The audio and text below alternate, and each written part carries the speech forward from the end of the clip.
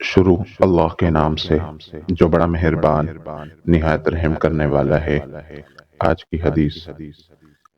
حضرت ابو درداء رضی اللہ عنہ کہتے ہیں کہ میرے خلیل صلی اللہ علیہ وسلم نے مجھ کو وصیت کی ہے کہ تم اللہ تعالیٰ کے ساتھ کسی کو شریک مت کرنا، اگرچہ تم ٹکڑے ٹکڑے کر دیے جاؤ یا جلا دیے جاؤ، اور فرض نماز جان بوجھ کر مت چھوڑنا، کیونکہ جس نے جان بوجھ کر اس سے چھوڑا تو اس پر سے اللہ کی پناہ اٹھ گئی، اور تم شراب مت پینا، کیونکہ شراب تمام برائی کی کنجی ہے۔